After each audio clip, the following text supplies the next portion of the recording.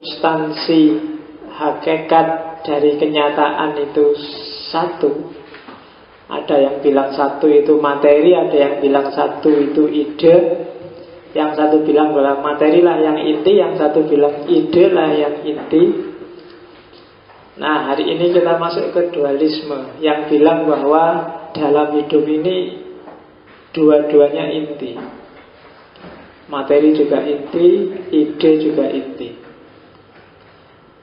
Tiap hari kita kan, makanya di situ disebut logika oposisi yang sering dipakai sehari-hari, itu logika dualisme. Kategori berpikir yang paling mudah dan paling sering dipakai, kamu nggak perlu kursus untuk ngerti logika ini adalah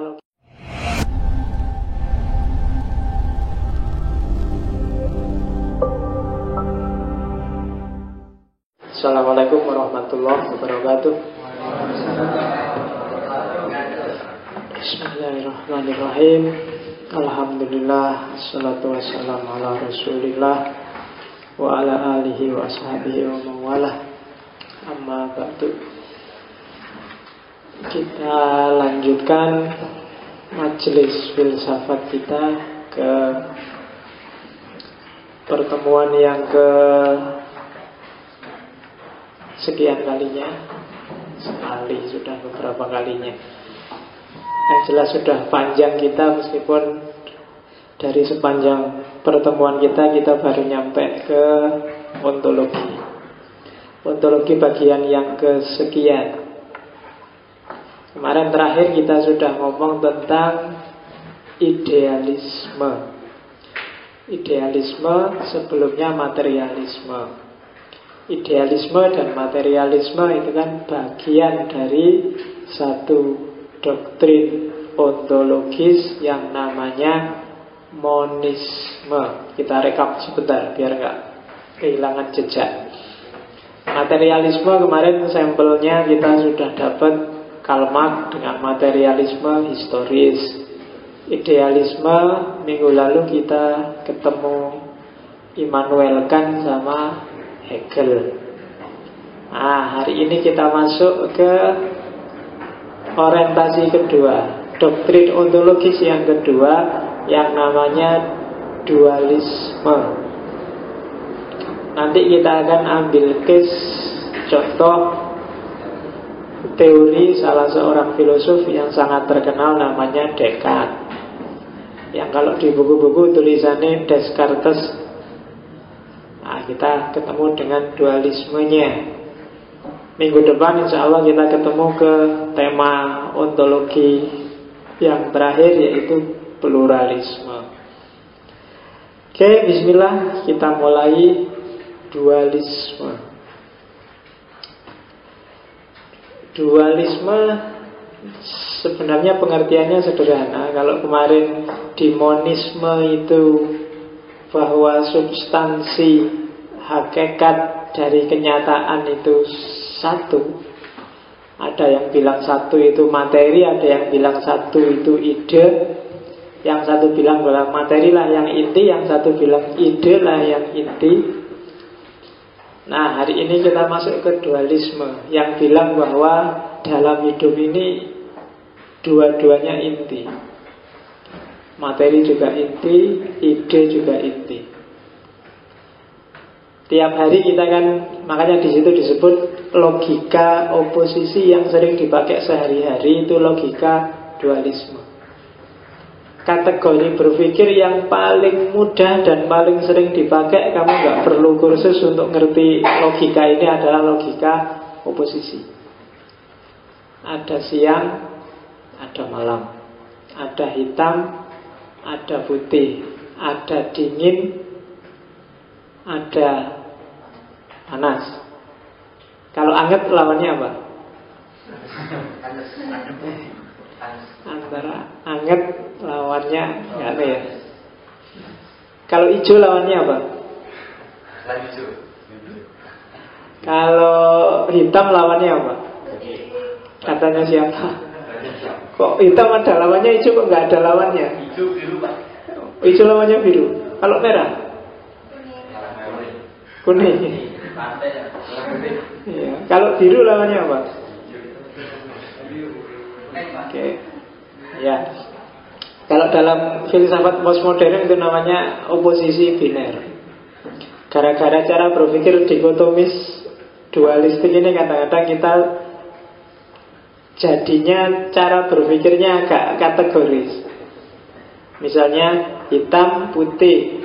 Kalau dijajar dengan baik buruk, terus yang baik itu yang putih, yang buruk itu yang hitam, kan gitu. Kalau dijajar dengan siang malam, berarti yang baik itu yang siang, malam itu yang buruk karena dia gelap.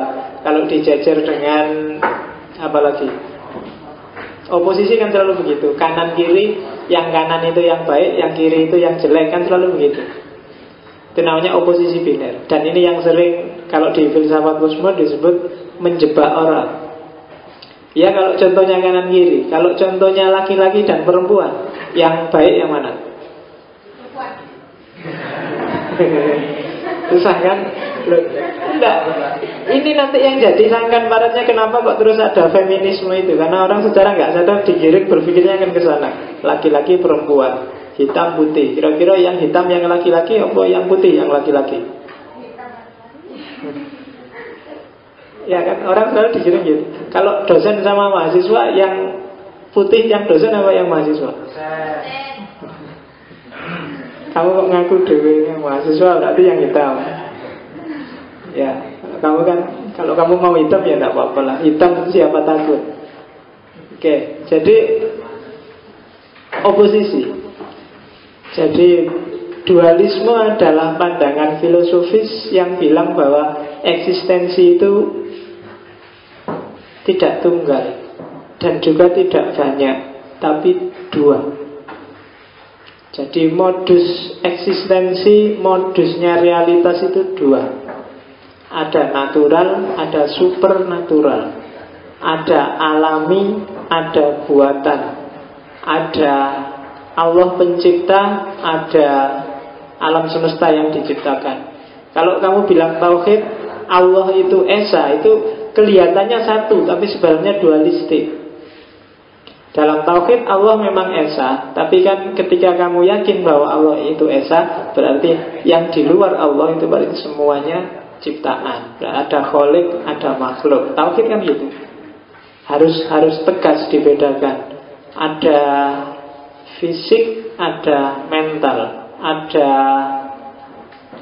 dunia gaib, ada dunia nyata, ada, dan selalu begitu.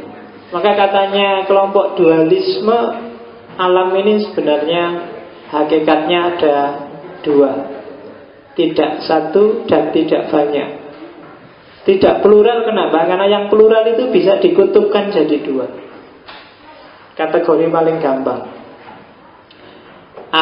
Jadi secara umum dualisme adalah pandangan yang menyatakan ada dua substansi yang mendasari dunia, yaitu aspek materi dan aspek mental. Kalau setback ke belakang, kemarin-kemarin ketemu Plato, ketemu Aristoteles kan sudah ngomong tentang ini, tentang yang modelnya agak dualistik. Kalau di Plato ada dunia ide, ada dunia nyata. Dunia ide itu dunia yang sempurna, dunia nyata itu dunia yang temporer, berubah-ubah. Kalau Aristoteles ada matter, ada form. Matter itu bahannya, kayunya, form itu bentuk mejanya. Nah ini kan dualistik, cara berpikir yang serba dua. Hidup ada yang sukses, ada yang tidak sukses. Performan ada yang cakep, ada yang jelek. Manusia kan selalu juga begitu. Ada orang baik, ada orang tidak baik, orang jahat. Ada anak soleh, ada anak lawannya soleh itu apa? Soleh, soleh-soleha. Oke. Ada laki-laki, ada perempuan. Kalau tidak laki-laki, tidak perempuan, itu kira-kira tidak punya hakikat atau hakikat, dua hakikat yang ngumpul. Tidak laki-laki, tidak perempuan. Oke, jadi modus operandi kenyataan, modus eksistensi itu dua. Nah, itu kuncinya di situ. Jadi kalau kemarin monisme itu orang mengejar hakikat yang satu, pokoknya harus satu, sekarang dua. Kalau agama, orang kenalnya agama yang punya Tuhan dua. Misalnya Zoroaster. Zoroaster itu punya keyakinan bahwa ketuhanan itu punya dua dimensi. Satu Tuhan baik, yang kedua Tuhan jelek. Dan ini katanya orang kalau secara debat, secara gampang-gampangan itu ketuhanan yang dualistik ini lebih mudah menjawab pertanyaan tentang teodisi. Teodisi itu tentang kejahatan.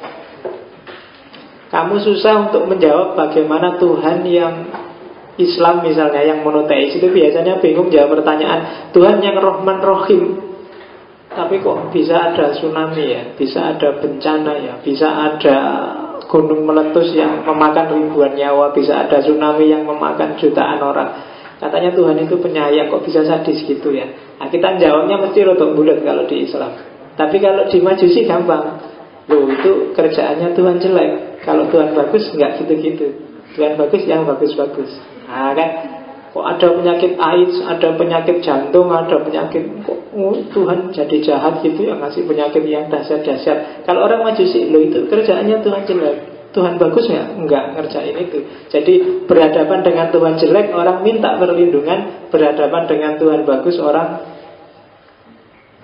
minta pertolongan.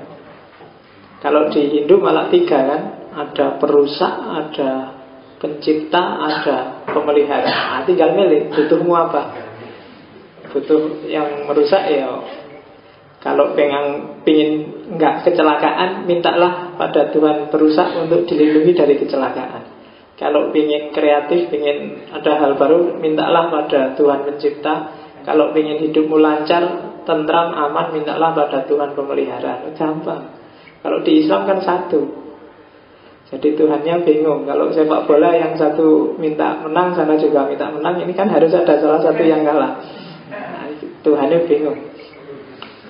Itu kalau di Zoroaster gampang. Jadi urusan jelek-jelek itu biar kerjaannya Tuhan jelek, yang bagus-bagus kerjaannya Tuhan bagus. Selesai. Nah, itu dualisme kalau agama. Banyak hal-hal, banyak teori-teori, ilmu-ilmu yang basisnya adalah dualisme.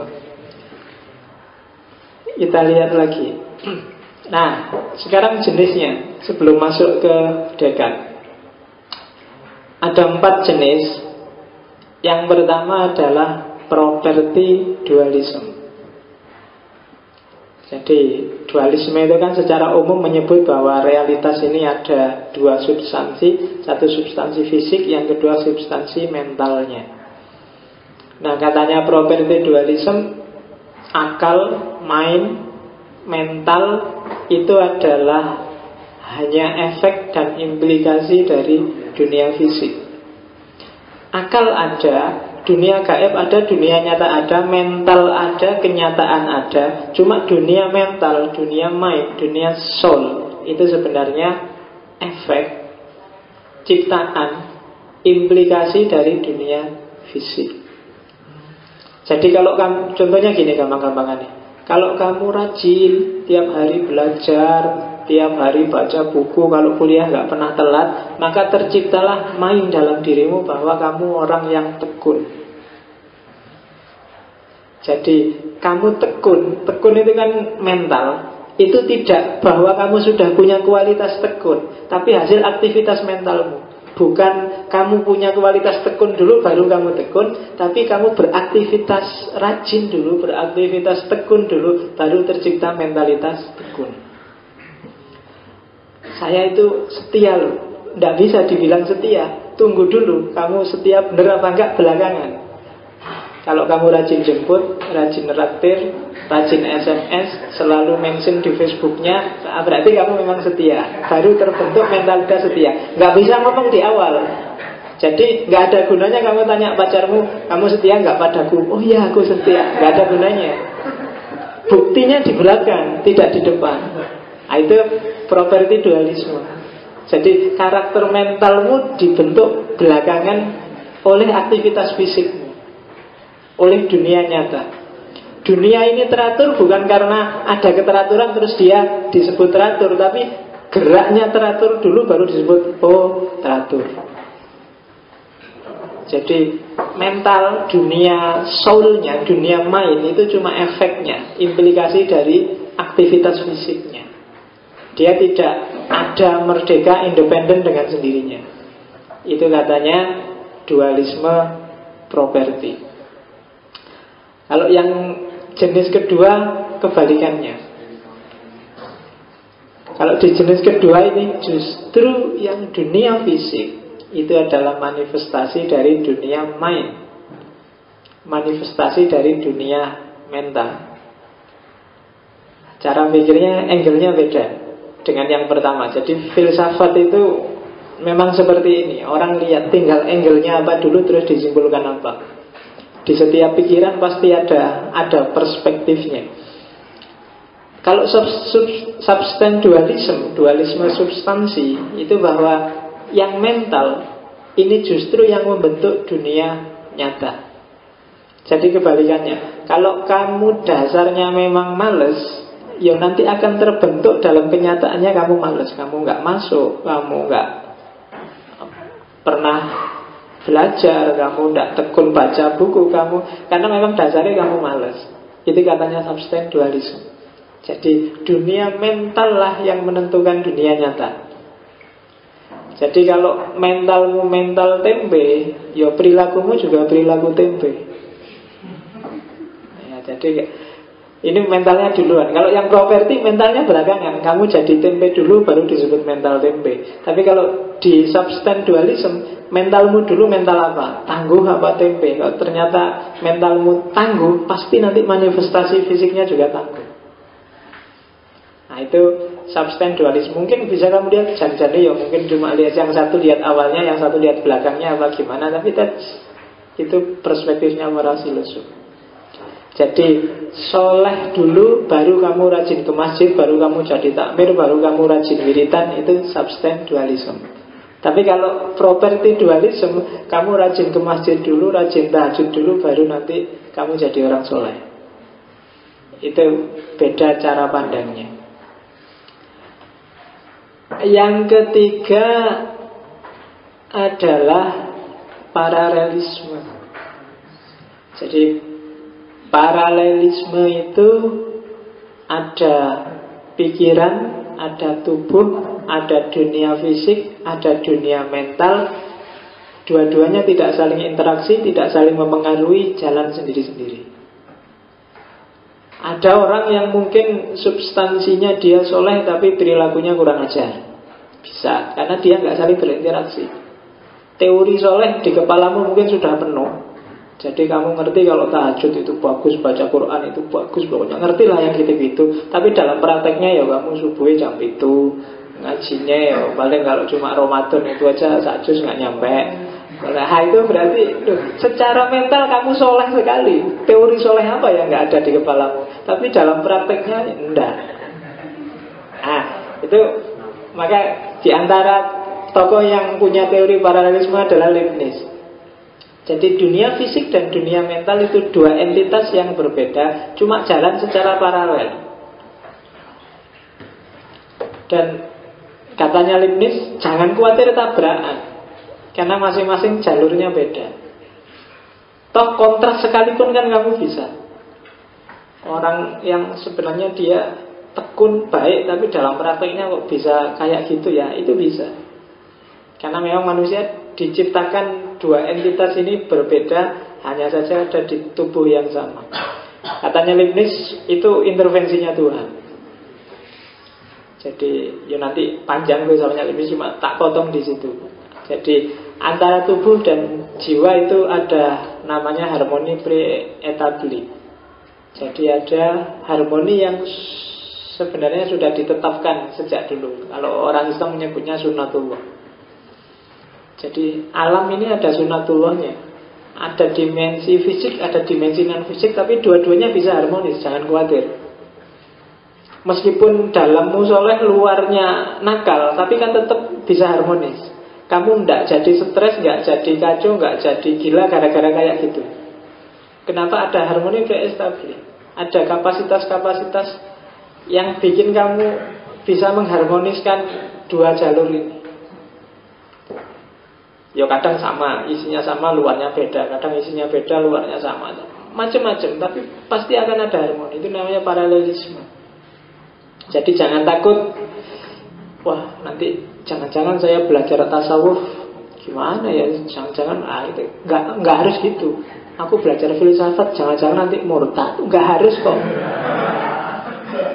Bisa kamu sangat ahli filosof, tapi juga dalam prakteknya nggak harus jadi murtad. Gampang caranya. Kenapa? Ada harmoni pre-established. Jadi sunatullahnya sudah ada, jangan khawatir. Allah sudah ngatur itu. Nah, itu paralelisme. Jadi pikiran tidak ada saling keterpengaruhan kok. Beda sama sekali juga bisa. Jenis dualisme yang keempat adalah okasionalisme. Okasionalisme ini kamu akan banyak ketemu di ilmu kalam. Jadi okasionalisme itu bilang bahwa ya memang ada jasmani, ada rohani, ada mind, ada tubuh, dan dua-duanya substansi yang berbeda, tapi tidak saling mempengaruhi. Katanya okasionalisme, kalau ada kok kelihatannya sebab akibat atau saling mempengaruhi, sebenarnya itu bukan sebab akibat, kebetulan. Makanya istilahnya okasionalisme. Kalau dalam agama, kebetulan itu karena intervensi Tuhan. Kalau dalam agama, aliran teologi Islam yang paling terkenal jenisnya okasionalis itu Asy'ari. Saya tidak tahu di sini yang ngaku madzhab Asy'ari berapa orang. Padahal biasanya saya NU mesti ngaku nih Asy'ariyah, tapi kamu tak bilang okasionalisme paling ya bingung. Asy'ari itu okasionalistik. Jadi sebab akibat itu tidak ada. Apa wis? Contohnya misalnya kalau laptop ini tak banting ke bawah, itu apakah pecah apa enggak tidak tergantung daya pembanting, tapi tergantung intervensinya Tuhan. Iya. Kalau Tuhan intervensi tak banting seperti apapun nggak pecah juga bisa kok. Itu okasionalistik teologinya.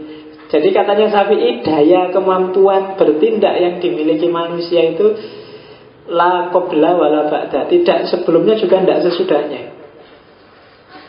Jadi pas peristiwa itu, saat itu juga kamu berdaya. Tapi sebelum kamu banting, apakah kamu punya daya banting apa enggak mesti. Jadi kalau kamu pegang gelas, mau kamu banting, gelas itu pecah apa enggak tidak tergantung kamunya bisa mecahin apa enggak, tapi tergantung Allah intervensi untuk mecahin itu apa enggak. Nah, itu okasionalistik namanya, okasionalisme. Dan tidak misalnya ada gelasnya jajar 5, la qabla wala ba'da, itu saya enggak punya daya mecahin gelas ini kalau Allah enggak intervensi. Tak pecahin satu, pecah. Oh berarti aku bisa mecahin. Yang kedua mesti pecah, enggak harus. Yang pertama pecah, yang kedua bisa enggak pecah kalau Allah intervensi. Makanya kemarin di Iran itu ada orang yang dihukum gantung, sudah dinyatakan meninggal, sudah dari rumah sakit dibawa pulang mau dikubur, bangun lagi masih hidup. Nah itu berarti Tuhannya intervensi. Bayangkan sudah dihukum gantung, disaksiin orang banyak, sudah jelas meninggal, dikembalikan di keluarganya hidup lagi. Itu kan luar biasa. Meskipun sama pemerintah Iran terus mungkin karena gengsi, kok masa gantung aja gak bisa mati, mau digantung lagi orang ini. Ya, dan meskipun diprotes luar biasa sama HAM internasional, karena orang kan dihukum sampai mati. Kalau sudah mati ya sudah, berarti kan selesai hukumnya. Perkara dia hidup lagi kan urusan lain. Berarti dia punya nyawa kedua, berarti nggak boleh dihukum mati lagi ya. Tapi itu okasionalisme. Makanya kitab-kitab Asy'ariyan dari teologi Asy'ari biasanya isinya pasti di belakang wallahu a'lam bishawab. Jadi kalau kamu Asy'ariyah nggak boleh memastikan sesuatu. Kalau kamu marah sama orang, hati-hati loh, kamu tak tonjok benjol. Kalau Asy'ariyah nggak gitu, tak tonjok insya Allah benjol. Loh iya, kalau Allah intervensi, begitu kamu mau mukul, dia bisa nggak benjol. Nah itu okasionalisme. Makanya kalau Asy'ari itu besok orang baik masuk surga apa enggak mesti. Kamu rajin tiap hari tahajud, sementara yang satu preman rodo nakal, bisa-bisa yang masuk surga yang preman ini suka-suka Allah. Loh kamu apa bisa demo di akhirat besok di surga kan? Tidak bisa, suka-suka Allah. Kalau yang jahat dimasukin surga, yang baik dimasukin neraka kan bisa-bisa aja. Kan ada cerita kiai alim masuk neraka hanya gara-gara selilit. Kan ada itu, dia habis kondangan di masjid, pulang kok selilitan karena habis makan daging. Terus nyari-nyari selilit nggak ada, akhirnya ada pagernya tetangganya dicumin kecil tik buat selilit. Dan dia masuk neraka gara-gara ini. Itu kan, iya, tega sekali Allah itu. Orang alim kayak gitu hanya gara-gara selilit. Dan ada PSK yang masuk surga karena ngasih minum anjing. Gitu kan? Ngasih minum anjing aja bisa masuk surga. Itu kan rodo ranalar memang. Tapi Asy'ariyah gitu. Cara berpikir Asy'ariyah gitu. Namanya okasionalisme. Sebab akibat itu nggak ada. Kalau kamu bilang air itu kalau dididihkan 100 derajat akan mendidih, tapi kalau di Asy'ari tidak terakhir, harus ditambahi satu kata lagi, insya Allah. Iya, karena meskipun kalau Allah nggak menghendaki 100 derajat nggak akan mendidih. Nah itu jenis dualisme juga. Ada dua entitas juga, mind dan fisik, tapi dua-duanya tidak saling mempengaruhi. Kalau ada saling keterpengaruhan, itu intervensi dari luar. Kalau dalam agama intervensinya ya dari Tuhan. Kalau dalam filsafat barat, tokoh okasionalisme misalnya Mel Brooks dari Perancis. Jadi okasionalisme. Kapan-kapan kalau ngaji filsafat tamat, saya tidak tahu, mungkin kamu masih di sini apa enggak, saya ingin ganti ngaji teologi. Nah, teologi itu asik, menarik. Di kampus saya ngajar ilmu kalam juga kadang-kadang. Nggak terlalu dipercaya karena filsafat dianggap menyesatkan orang. Tapi menarik, fakta-fakta kalam, teologi, sejarah itu kan, Mu'tazilah, Asy'ariyah itu kan. Jangan dibaca Pak. Kalau pakem sih teorinya gitu, coba masuk agak analitis, agak historis itu. Banyak fakta-fakta unik, lucu. Wasil bin Atok itu yang penemu pendirinya Mu'tazilah itu, orangnya nggak bisa bilang R. Jadi nggak bisa roh, itu nggak bisa. Orang sini bilangnya cedal. Tapi kalau debat jagoan, dia bisa ngomong, bisa nulis, ngomong 2,5 jam kalau di kitab tersebut, dan ngomong macam-macam tanpa satu pun huruf roh. Iya, itu Wasil bin Atok ngalahin orang debat dan nggak kelihatan bahwa dia nggak bisa huruf roh, karena semua huruf roh dihindari oleh dia. Dan itu bisa, itu kan canggih. Wasil bin Atok pernah mengislamkan orang Majusi yang dualisme tadi di satu forum. Semuanya masuk Islam, sejumlah 6.000 orang, karena yang 6.000 ini kalah debat sama Wasil bin Atok. Oh, itu kan luar biasa. Banyak fakta-fakta unik kalau di kalam. Jadi kapan-kapan kita ngomong itu. Semoga filsafatnya cepat kata. Padahal ini masih mau anjay, baru dapat dikit. Oke, kita lihat salah seorang filosof yang sangat dikenal karena pemikirannya yang dualistik, yaitu René Descartes, yang disebut bapak filsafat modern. Dualismenya dikenal dengan nama dualisme interaksionis. Mungkin masih bisa kamu bayangkan profilnya seorang René Descartes. Karena orang Eropa, dia tinggi besar, rambutnya panjang sebahu, kumisnya tipis, mirip-mirip Zuro lah, kumisnya tipis agak segaris itu. Pandangan matanya tajam, cerdas, dikenal sangat pintar sejak kecil. Borjuis, karena dia anaknya orang kaya, anaknya bangsawan zaman itu. Tapi pendiam. Biasanya anak orang kaya itu kan rodok celelean, cengengesan karena hidup senang sejak kecil. Tapi dia pendiam. Sangat disenangi oleh guru-gurunya karena sangat pintar. Sampai-sampai dia dapat hak untuk datang telat dan bangun siang. Ya, karena dia kan sekolah di asrama. Jadi di asrama zaman itu, kalau di asrama itu kan datang masuk harus bareng pagi, harus sudah di kelas semua. Satu-satunya yang dikasih keistimewaan boleh datang telat dan boleh bangun siang jam berapapun itu dekan. Dan aktivitas ini berjalan sampai dia tua. Karena memang kebiasaannya dia bangun tidur itu terus mikir. Dan banyak ide besarnya muncul ketika pagi hari dia habis bangun tidur. Ya meskipun jangan kamu pakai alasan sama dosenmu, kamu saya mikir pak bangun tidur. Orang percaya.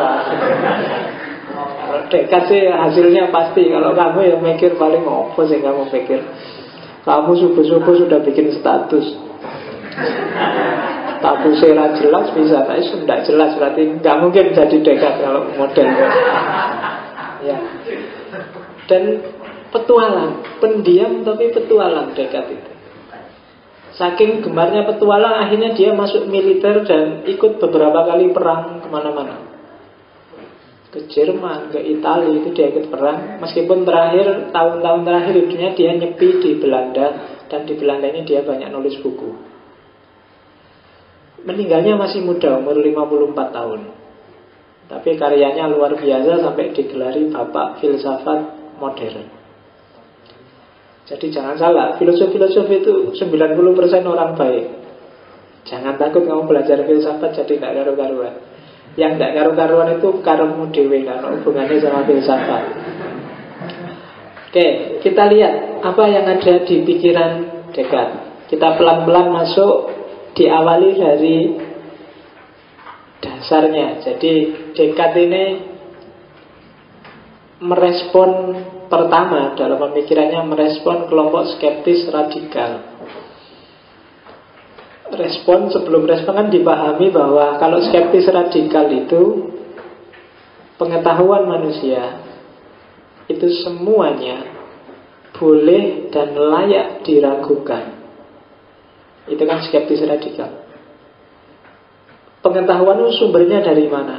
Dari pengalaman, dari panca indera, dari akal, atau kalau kamu agama apa wis? Dari Quran, dari kiai yang kamu percaya, dari siapa aja. Semua sumber pengetahuan itu kan bisa dan sangat mungkin diragukan.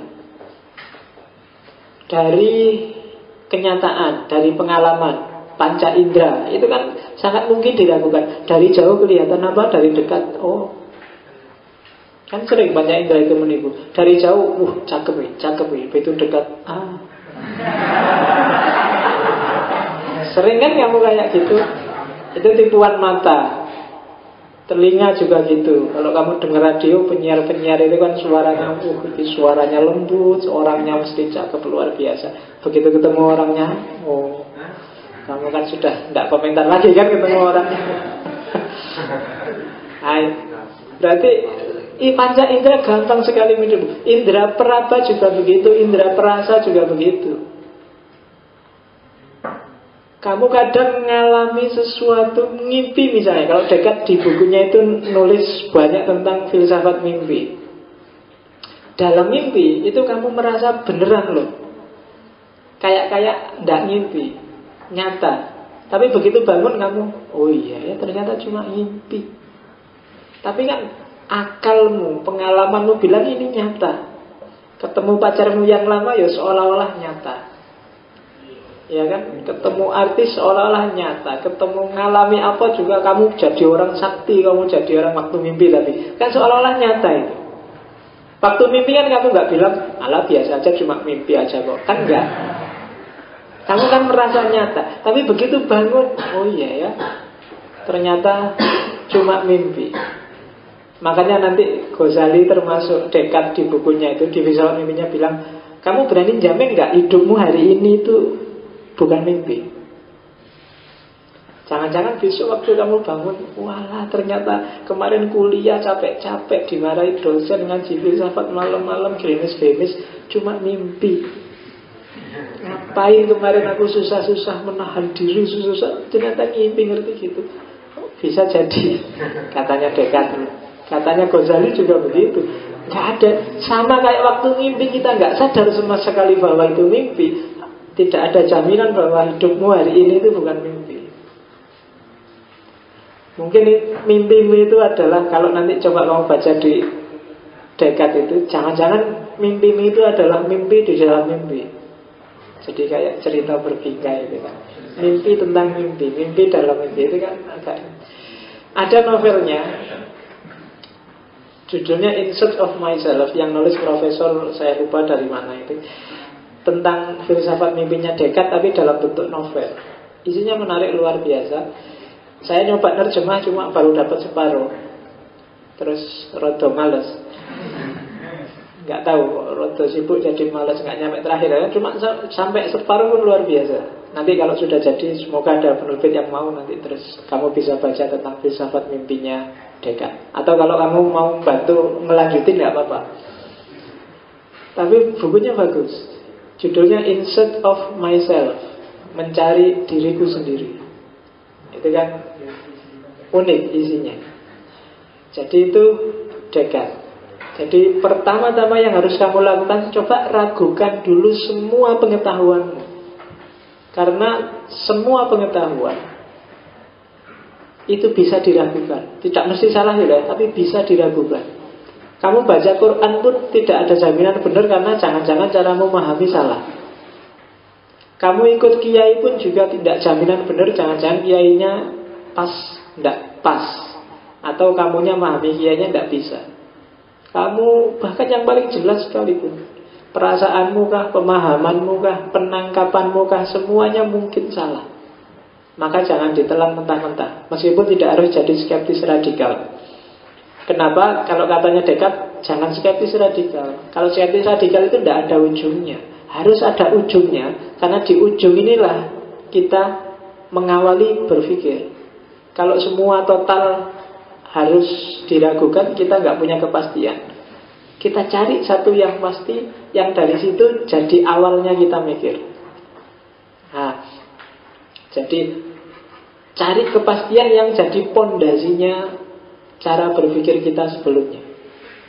Nah, jadi proyeknya Descartes mencari dari mana titik pasti itu.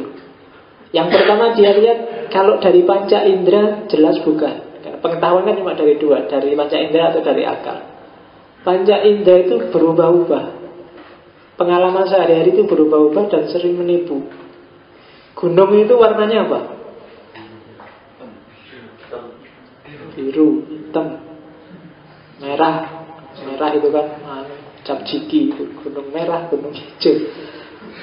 Tapi enggak. Warna aslinya apa? Susah ya. Kalau dasarnya panca indera susah. Langit warnanya apa? Putih, biru. Laut warnanya apa? Susah. Panca indera kamu nggak akan bisa pasti. Mana yang lebih cakep antara siapa ya? Kamu artis yang paling anu siapa?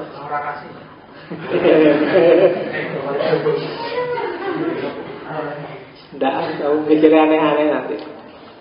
Oke, yang jelas kamu ngerti lah kalau panca indera itu berubah-ubah, tidak pasti dan sering menipu. Enak hari ini bisa jadi sangat nggak enak besok. Nyaman hari ini bisa jadi sangat nggak nyaman besok.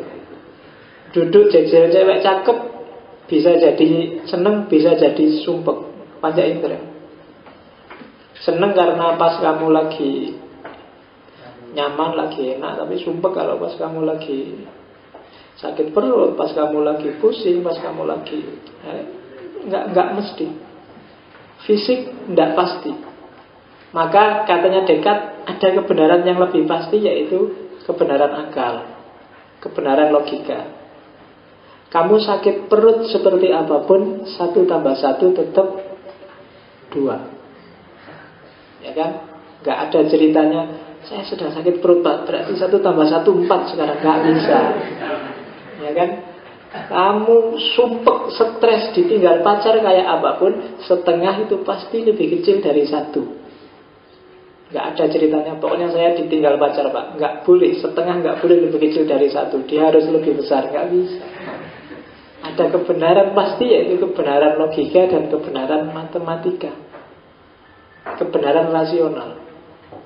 Maka katanya Descartes, kita harus cari pondasi pengetahuan. Kalau dari indera ternyata sering berubah-ubah dan sering menipu, berarti dari akal. Karena akal ternyata jaminan kepastiannya lebih tinggi, apalagi dalam ranah logika dan matematika. Nanti logika dan matematika kalau di Descartes namanya kebenaran yang sifatnya aksiomatik. Aksiomatik itu ya dia jadi pondasi semuanya. Kepastiannya nggak bisa dibantah, sifatnya objektif universal. Siapapun dan kapanpun akan setuju dengan kebenaran matematika dan logika. Meskipun dia orang Amerika, orang Barat, orang Yahudi, orang kafir, orang HTI, orang FPI, tidak ada yang bisa menolak kebenaran logika dan matematika. FPI sedang ngamuk pun tetap percaya bahwa 1 tambah 1 2. Loh iya, kok kamu dia sedang mecah-mecahin botol itu, mas 1 tambah 1 berapa? 2 mesti. Kecuali sedang mabuk juga dia. Tapi kalau pas waras tetap kebenarannya nggak berubah. Jadi tidak dipengaruhi oleh fisik. Tapi kalau kebenaran panca indera sangat dipengaruhi dan gampang berubah-ubah. Maka pijakan pengetahuan pasti itu pondasinya harus akal. Nah, oke. Berarti ragukan segala sesuatu sekarang alatnya akal. Sekarang nyari kebenaran pertama. Tadi kan semua diragukan, pengetahuan tentang apapun. Nah, sekarang mulai melangkah 1 demi 1. Kalau semua hal dirugikan, berarti kita jangan terima begitu saja kebenaran apapun yang sampai pada kita. Sekarang pembersihan pertama kalau di Descartes, bersihkan semua isi kepalamu dulu. Jangan-jangan informasi yang sekarang ada di kepalamu keliru. Apalagi hari ini banyak informasi tidak penting yang masuk ke kepalamu. Kamu terlalu banyak nonton TV, terlalu banyak nonton sinetron, terlalu banyak nonton. Sekarang semua acara di TV kan jenisnya sinetron. Berita pun jadi sinetron, debat jadi sinetron. Jadi semuanya sinetron. Informasi yang di kepalamu banyak yang sampah. Nggak perlu kamu tahu itu ngapain, cuma capek, tiwas kamu stres. Kamu sendiri yang seleksi loh, bukan saya. Cari mana yang menurut kamu tidak penting dan mana yang penting. Tapi yang jelas semua informasi bersihkan dulu. Kita cari yang pasti-pasti dulu. Semuanya kan meragukan itu. Bunda Putri itu siapa? Meragukan. Urusan kan banyak yang meragukan, nggak jelas. Yang diomongkan Nasaruddin itu benar apa salah, kamu ya bingung, meragukan. Buang aja, yang meragukan buang semua, yang nggak jelas buang semua. Oke, seandainya pun bersih, semua pengetahuanmu hilang mulai SD sampai kamu kuliah, ada satu yang pasti, yaitu kamu yang sedang meragukan. Ya kan?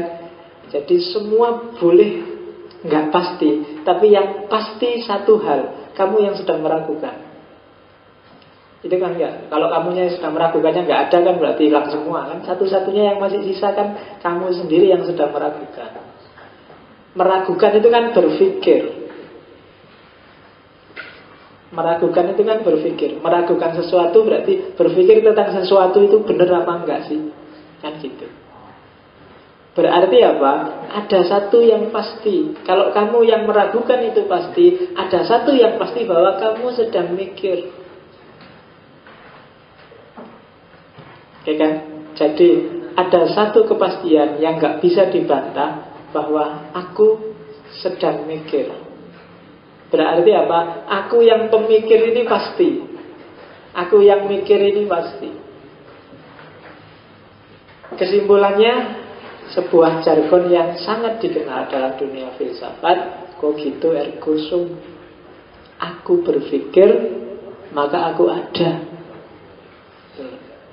Jadi semua hal boleh nggak pasti, semua hal bisa keliru, tapi satu-satunya yang pasti dan nggak mungkin keliru adalah aku yang mikir.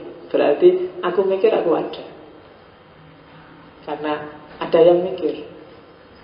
Berarti sampai di sini berarti ada satu kepastian yang jelas bahwa aku ini ada. Jadi kalau kamu bingung, saya ini manusia benar apa enggak, eksis apa enggak, gampang. Kamu masih mikir enggak? Selama kamu masih bisa mikir, selama kamu masih sadar bahwa kamu sedang ragu-ragu, kamu manusia apa enggak, berarti kamu memang masih ada. Itu yang pertama di Descartes. Jadi aku berpikir, maka aku ada. Yang paling dikenal ini sebenarnya dari dunia filsafat. Kedua sekarang, setelah ketemu aku, kalau Descartes ketemu Tuhan. Jangan salah, Descartes meskipun pada zamannya dia dikafir-kafirkan banyak orang, tapi banyak yang bilang sebenarnya filsafatnya Descartes sangat religius. Salah satu filosof yang mengafirmasi bahwa Tuhan itu ada, Descartes. Dia tidak membantah. Jadi tidak semua filosof barat itu anti Tuhan. Kalau di persentase nggak ada 25%-nya. Apalagi filosof barat modern ke belakang. Jadi diawali dari tadi. Tadi kan yang sudah pasti benar adalah aku yang mikir, manusia yang berpikir. Berarti pemikiran kita pasti juga eksis, ada. Nah, Descartes punya pandangan seperti Plato. Katanya Descartes, kita bisa mikir itu kan karena di kepala kita ada ide tentang apa, kalau bahasanya kemarin wujud sempurna. Wujud sempurna itu, kenapa kamu bisa bilang ini manusia meskipun banyak kekurangannya? Ini kan bukan manusia sempurna. Kamu juga bukan manusia sempurna, tapi aku bisa paham, oh itu manusia.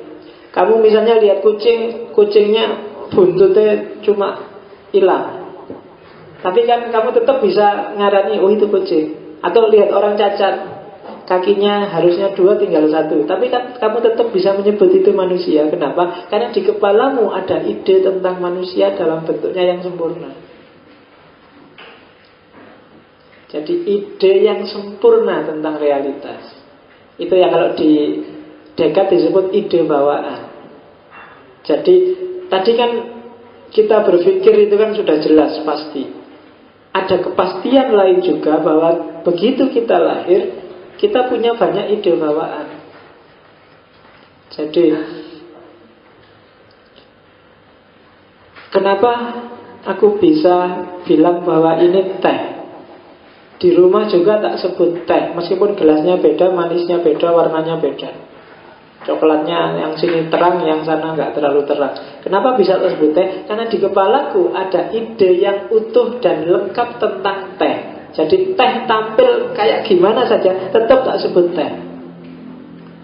Manusia dan monyet itu mirip kan? Mirip, diakoni loh. Kamu gak, nggak usah dibahas. Kalau ingin bukti tinggal pulang ke kamar, kamu ngajak. Tapi meskipun mirip, kamu tetap bisa bedain yang ini monyet, yang ini manusia. Kenapa? Di kepalamu sudah ada ide yang lengkap, detail, dan sempurna tentang mana monyet, mana manusia. Meskipun monyetnya dikasih lipstik, dikasih wig, dikasih kamu tetap bisa bilang ini bukan manusia tapi monyet. Manusia juga gitu. Kadang-kadang manusia sudah dikasih topengnya monyet, dikasih badan monyet-monyetan, tapi kamu tetap bisa bilang ini manusia. Kenapa? Di kepalamu sudah ada ide lengkap, detail, dan sempurna tentang manusia. Ide bawaan. ide-ide yang sempurna di kepala kita itu pasti tidak berasal dari kita sendiri atau dari orang lain. Pak guru dulu nyeritain kamu misalnya, ini kerbau. Yang dibuat contoh itu kan kerbau yang tidak sempurna kan. Kerbau yang mungkin terlalu gemuk atau kerbau. Tapi kamu menangkapnya kan secara sempurna. Kenapa? Karena di kepalamu ada ide sempurna tentang kerbau.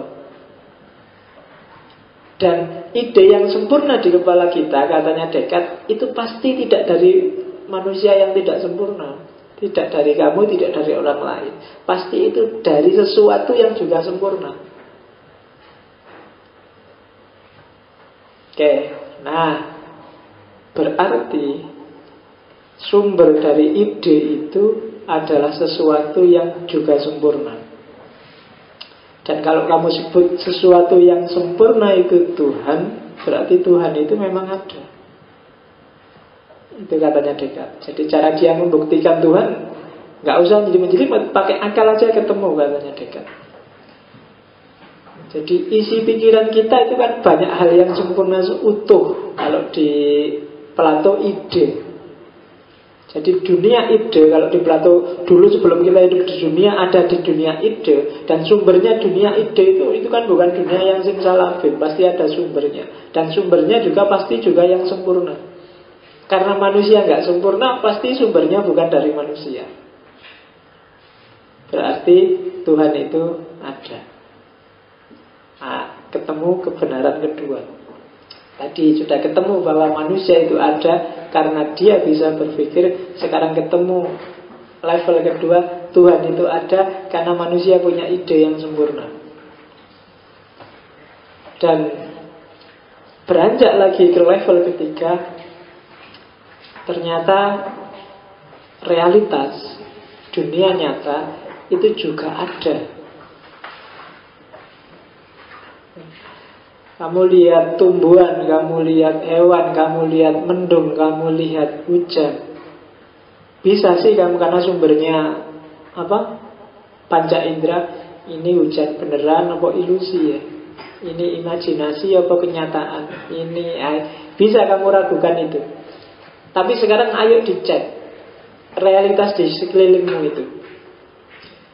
Kalau dia nyata, pasti dia punya karakter, punya sifat-sifat yang tadi, kebenaran yang gak bisa dibantah, kebenaran logika, kebenaran matematika. Kalau dia punya sifat logis dan punya sifat matematis, itu biasanya dia memang nyata ada. Dan misalnya kamu tadi sebut hujan, kamu sebut pohon, nah itu kan dia punya atribut matematis enggak? Punya atribut matematis itu dia punya panjang kah, punya luas kah, punya berat kah, punya lebar kah, punya tinggi kah, dan sebagainya. Dia punya aspek kuantitatif yang bisa diukur. Berarti dia nyata. Jadi kebenaran kuantitatif untuk membuktikan apakah realitas itu ada apa enggak. Kebenaran kuantitatif itu kan kebenaran matematika, kebenaran ukuran. Jadi parameternya kalau tadi panca indera bisa menipu, membuktikannya jangan pakai panca indera, tapi pakai yang pasti, yaitu tadi ukuran logis dan ukuran matematis. Cari kebenaran matematikanya. Kalau matematika pasti. Kalau yang enggak matematika enggak. Kalau kebenaran perasaan enggak. Maka dunia perasaan harus dibuktikan secara kuantitatif untuk apakah dia nyata apa enggak. Iya, enggak bisa kamu bilang pokoknya saya setia Pak, tapi kamu enggak pernah SMS, enggak pernah jemput, enggak pernah say hello, enggak pernah, berarti bohong. Kenapa? Enggak bisa diukur. Untuk bisa diukur dia harus kuantitasnya jelas, ukurannya jelas, parameternya nyata. Bilang I love you tapi enggak pernah neraktir misalnya, nggak nyata. Kalau nggak nyata harus dilakukan. Ya, jadi kamu bilang saya itu sebenarnya anak rajin kok Pak, tapi kuliah bolos terus, nggak pernah belajar, IP-nya jelek, mesti dilakukan. Kenapa? Nggak ada bukti nyatanya. Maka realitas itu ada apa enggak, ngeceknya adalah kuantitas. Karena di sekelilingmu itu bisa diukur secara kuantitas, meja. Mata bisa menipu. Misalnya meja ini warnanya apa ya, panjangnya berapa ya.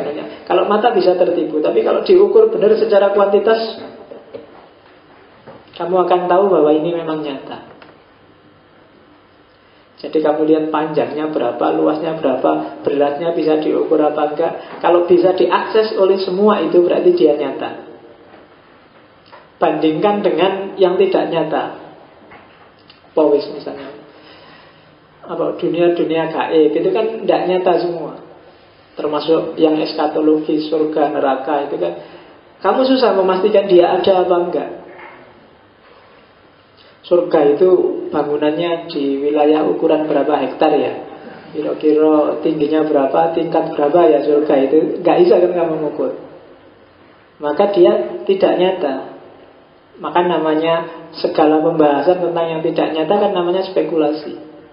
Tapi realitas di sekelilingmu itu pasti nyata. Kenapa? Karena kamu bisa mengakses secara kuantitatif. Nah, oleh karena itu bisa kamu simpulkan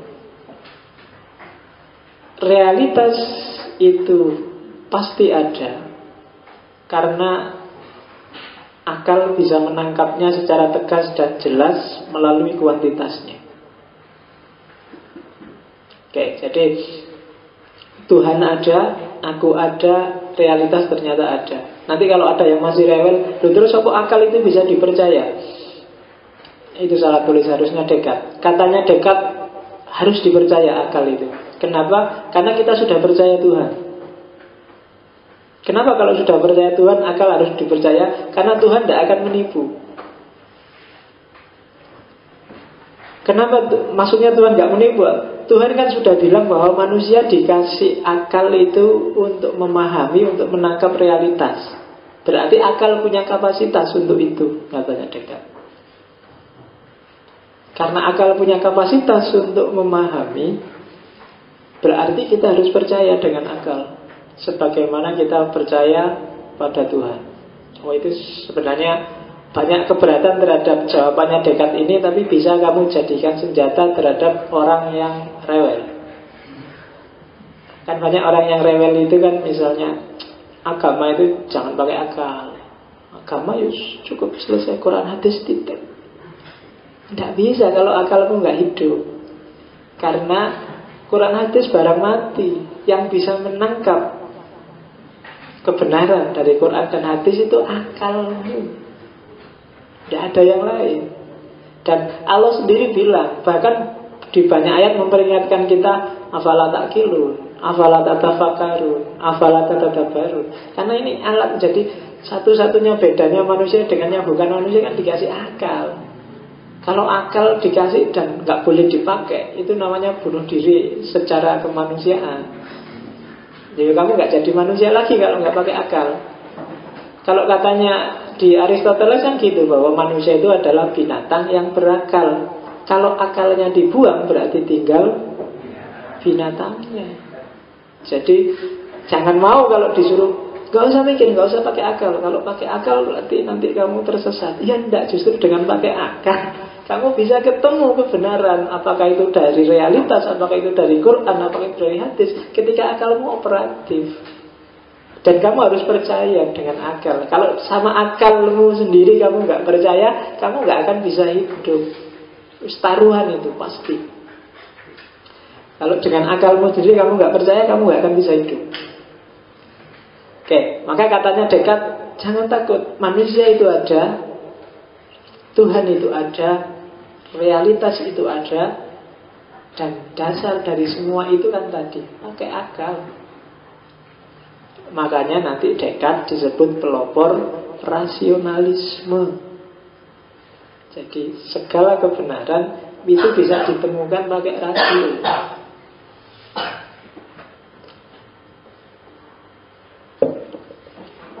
Jadi pakai akal. Jangan takut menggunakan akal terhadap apapun. Ya meskipun nanti ada 1-2 hadis yang wanti-wanti, bukan melarang mikir, tapi sebenarnya maksudnya jangan capek-capek mikir. Seperti hadis jangan berpikir tentang zat Tuhan, itu sebenarnya bukan dilarang. Orang tidak bisa dilarang mikir. Tapi maksudnya hadis itu sebenarnya kalau kamu capek-capek mikir nggak ada hasilnya. Kenapa? Karena barangnya tentang Tuhan. Karena Tuhan itu nggak bisa diakses secara kuantitatif. Tinggal kamu percaya atau tidak percaya. Sama kayak surga neraka sebenarnya. Kamu percaya apa nggak percaya gitu aja. Kalau pakai akal nanti hasilnya bisa sih cuma spekulasi-spekulasi. Karena dia sesuatu yang tidak kuantitatif. Jadi di awal pemikirannya Descartes ketemu tiga realitas, bahwa aku yang ada, Tuhan yang ada, dan realitas yang ada. Maka nanti kesimpulannya, tadi kan ada akal dan ada sesuatu di luar akal yang dipikirkan oleh akal. Maka akhirnya ketemulah dua kutub yang melahirkan dualismenya. Berarti ada dua realitas besar. Yang pertama adalah realitas pemikiran, realitas akal, dan yang kedua realitas materi. Oke. Realitas luar tadi sudah dibuktikan oleh keberadaannya oleh realitas pikiran. Dan realitas pikiran terbukti dengan sendirinya ketika aku berpikir dan meragukan sesuatu. Sehingga kesimpulannya berarti ada dua realitas dan dua substansi. Yang pertama realitas pikiran, yang kedua realitas materi. Realitas pikiran itu, bedanya pikiran dengan materi, kalau pikiran itu sadar, tidak beruang, tidak berwaktu, dan gak bisa dipecah-pecah kayak materi. Gak bisa dibagi, pikiran yang selalu utuh. Tapi kalau materi dia tidak sadar, tidak berruang, dan tidak berwaktu, dan bisa dipecah-pecah, bisa dipilah-pilah, itu materi. Meluas. Meluas itu maksudnya ada wujudnya dalam ruang dan waktu, itu biasanya pakai istilah meluas kalau dalam filsafat. Ada aspek perluasannya. Kalau pikiran kan enggak. Kalau materi ada. Keduanya bisa jalan sendiri-sendiri, tidak saling bergantung, proses mekanismenya juga berbeda. Badan punya, materi punya logika sendiri, pikiran punya logika sendiri. Materi punya mekanisme sendiri, akal punya mekanisme sendiri.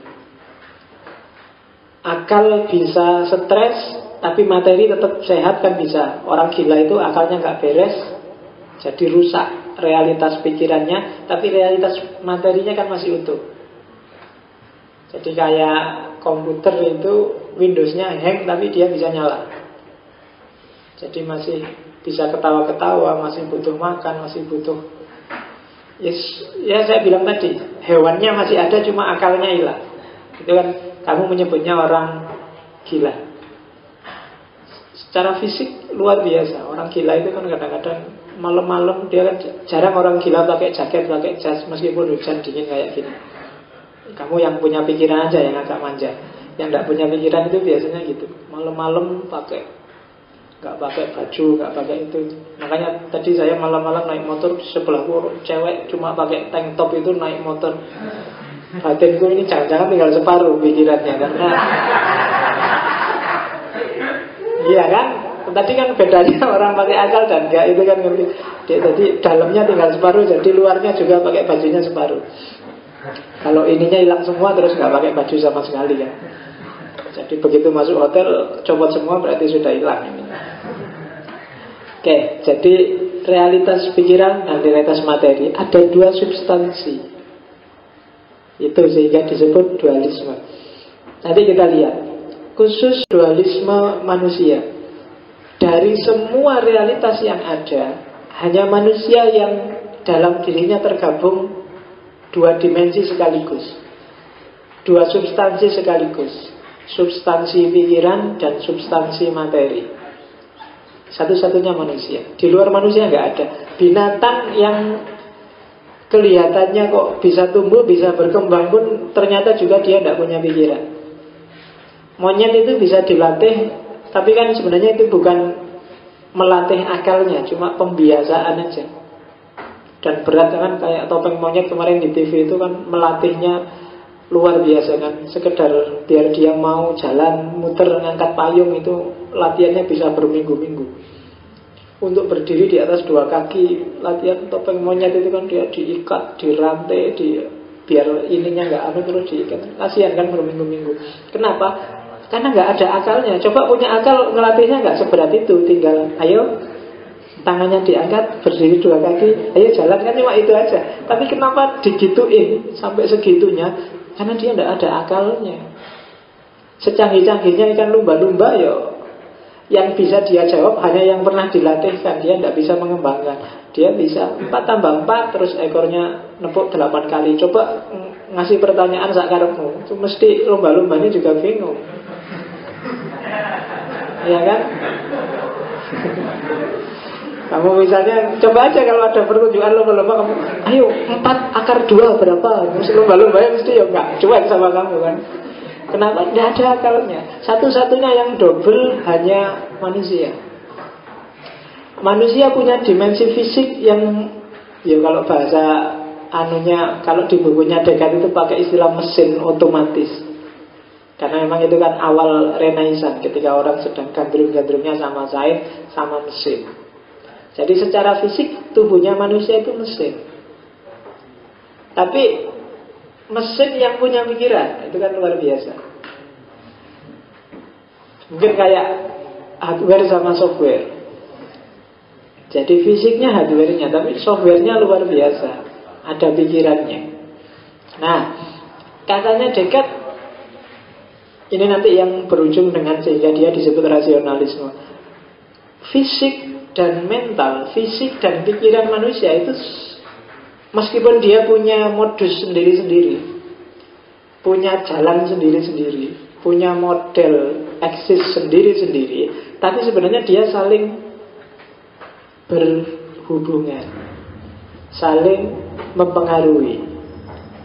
Dan sebenarnya katanya Descartes, yang lebih mempengaruhi adalah pikiran kepada badan, jiwa kepada materi. Sebaliknya juga bisa, tapi tidak sedahsyat jiwa kepada materi. Karena jiwa, main, pikiran itu kayak drivernya, sementara badan itu ya kayak mobilnya.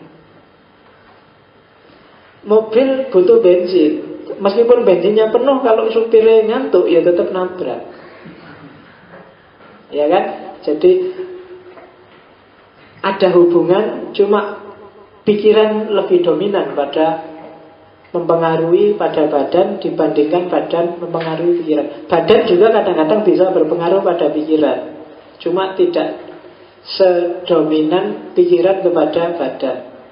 Kalau kamu sedang pilek, sedang pusing, mungkin disuruh mikir apa juga males. Kamu sedang pusing, ditanya orang, gimana sih pikirannya Descartes tentang dualisme, mesti tidak usah mikir buntu pikiran, gimana sedikit gitu. Ada pengaruh, tapi tidak dahsyat. Kebenarannya kan tidak berubah. Tetap kebenarannya Descartes kayak gitu, 1 tambah 1 gitu, 2 tambah 2 tetap 4 kebenarannya. Tapi beda pikiran pada badan. Oke. Nah, nanti pikiran, pengaruhnya pikiran pada badan itu dikembangkan lebih jauh oleh Descartes dalam sistem etikanya. Katanya Descartes, biar dunia ini tentram, etika manusia jalan adalah ketika akal pegang kendali. Badan, saya bilang tadi, fisik punya mekanisme kerja sendiri, mesin yang punya logika sendiri, pikiran punya logika sendiri. Biar hidupmu hidup yang mulia, katanya Descartes, tuntutan mesin dari badan harus tunduk pada tuntutan rasional dari pikiran.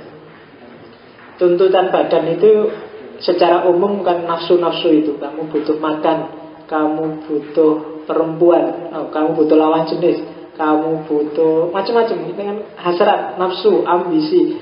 Nah, itu kan kebutuhan badan. Taklukkan kebutuhan badan ini dan menangkan akal sehatmu, maka kamu akan jadi orang yang mulia. Nah, itu sistem etikanya Descartes. Kalau di bukunya Descartes Paling tidak taklukkanlah 6 hal. Jangan dipengaruhi oleh 6 hal itu. Cinta, kebencian, kekaguman, gairah, kegembiraan, dan kesedihan. Taklukkan 6 ini oleh akal sehat, maka hidupmu akan tentram dan mulia. Cinta, jangan diperbudak oleh cinta, oleh rasa senang pada sesuatu. Kalau kamu diperbudak, biasanya cenderung mengalahkan akal, bikin akal tidak sehat. Wis bukteke dhewe sing duwe pacar. Yang belum punya bayangkan. Ya, jadi cinta. Makanya banyak orang bilang bahwa akal sehat itu mati ketika orang jatuh cinta. Ya kan? Tai kucing rasa coklat. Emangnya kamu pernah makan tai kucing? Oke. Yang kedua, kebencian. Benci terhadap sesuatu itu kalau menurut Descartes akan menjadi hijab bagi akal sehatmu.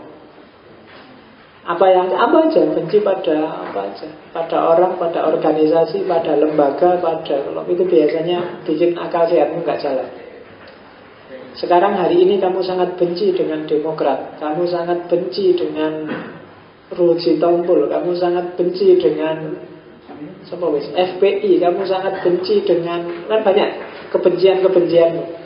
Dan itu biasanya bikin akal sehatmu tidak operatif. Yang ketiga, kekaguman, idolatri. Idola-idola itu bikin kamu nggak cerdas. Apapun idolamu, Barcelona kah, Madrid kah, Timnas U19 kah, Jokowi kah, apalagi siapa idola-idola hari ini, Abu Rizal Bakri kah, Prabowo kah, pasti itu bikin akal sehatmu nggak jalan. Kekaguman, gairah. Gairah itu ambisi, ya kan? Gairah yang meluap-luap. Saya tahun depan harus sudah, itu biasanya akalnya jadi nggak sehat sudah. Sudah tak target Pak, tahun depan nikah, tahun depan pacaran, tahun depan lulus S1. Ini biasanya terus jadi akalmu nggak sehat. Coba aja. Gembira berlebihan juga bikin akal nggak sehat. Sedih berlebihan juga bikin akal nggak sehat. Maka 6 ini tundukkanlah, katanya Descartes, akalmu akan jernih. Yang sering berpengaruh dalam caramu berpikir 6 ini. Jadi dualisme manusia. Terus kayak gimana sih? Nah, ini sehingga pikirannya Descartes disebut interaksionisme dualistik. Dualisme interaksionis. Yang sering dipertanyakan orang adalah, terus hubungannya apa akal yang sifatnya non materi dengan badan yang materi? Atau kalau dalam kasus berpikir, hubungannya apa sih akal sama otak itu? Otak kan materi, akal non materi. Gimana caranya? Saya fisiknya merasa haus, akalku bilang aku haus nih, terus menyuruh tangan untuk megang gelas, kemudian diarahkan ke mulut, kemudian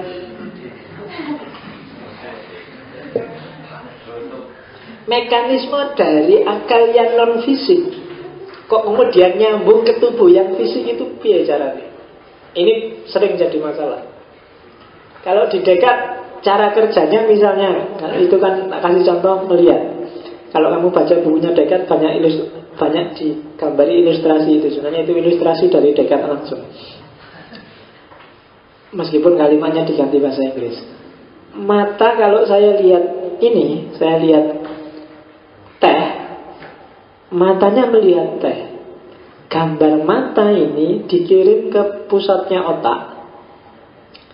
Terus otak ini entah gimana caranya, itu yang jadi misteri, mengirim informasi ke dimensi non fisiknya dia yang namanya akal. Akal begitu dapat informasi gambar ini, ngirim respon balik kepada otak, dan respon ini masuklah ke bagian-bagian yang misalnya apakah dia masuk ke kanan atau ke kiri sesuai dengan wilayahnya. Apa yang harus dilakukan kemudian, apa yang harus dipahami, selanjutnya bagaimana, itu perintah dari akal, tapi ditransmisikan ke otak. Tadi sebelum aku minum, begitu lihat teh, akal bilang pegang gelas itu, ambil, minum. Tapi karena sudah minum, begitu lihat jangan minum lagi, ngapain? Tadi sudah baru diminum. Itu semua perintah dari akal, tidak dari otak. Dan transmisinya ada di satu tempat di otak yang namanya pineal gland, atau kadang-kadang orang menyebutnya glandula pineal. Tempatnya di pusat otak, satu titik kecil di tengah. Jadi disitulah segala informasi masuk. Kemudian disitulah gerbangnya dari otak nyambung ke dunia non-fisik, namanya akal. Katanya Descartes. Kalau kamu belajar SQ, apa SQ itu? Ya, spiritual, bukan seksual loh ya. Ada kamu salah mendefinisikan SQ. Wah, ternyata SQ-mu tinggi. Kalau lihat apa-apa bayangannya yang saru-saru. Itu SQ itu berarti bukan spiritual, tapi sexual quotient. Pikirannya ngerus terus. SQ ini tinggi berarti. Nah, kalau di SQ yang spiritual quotient itu kan ada namanya God spot, titik Tuhan, titik spiritualitas. Arah yang dituju sama sebenarnya arah itu. Adanya di, ya biasanya di sini, agak ke belakang, agak masuk. Cuma yang jadi misteri, gimana ya menyambungkan dunia fisik tapi berhubungan dengan dunia non fisik. Tapi di situnya masih misteri. Tapi prosedurnya kalau katanya Descartes, ya seperti itu. Dan beda antara otak dengan akal. Jadi kalau ada orang, kamu itu bodoh, tidak punya otak, tidak apa-apa asal punya akal. Karena otak itu tidak penting. Yang mikir itu akal, bukan otak. Meskipun ada hubungannya, karena ada transmisinya. Ketika otaknya rusak, berarti transmisi untuk nyambung ke akal nggak ada. Tuh, makanya kalau nanti kamu belajar filsafat Islam, yang disebut bukan otak, tapi pasti akal. Ada akal pertama, akal kedua, sampai akal 10. Dan bukan otak, tapi akal. Karena memang yang bisa berefleksi itu akal.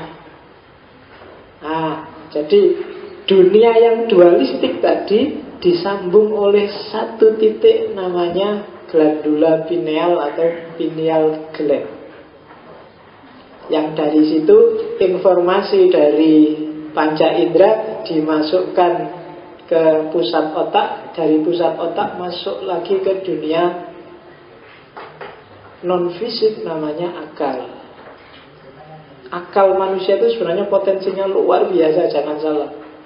Kan kamu sudah ngerti kalau sampai kamu mahasiswa ini nggak ada 10% potensi akal yang kamu pakai.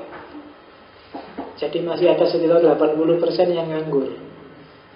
Eman-eman, manfaatkan itu yang 80 itu. Kita terlanjur cengeng. Jadi terlanjur cengeng itu berpikir rodok ruwet sidik wae wis nyerah. Padahal kalau kamu pantang menyerah, berpikirlah sedalam-dalamnya, kamu akan semakin masuk ke, ternyata akal itu memang ajaib. Coba aja. Orang semakin kesini kan memang semakin cengeng, jadi semakin tidak tahan banting secara akal.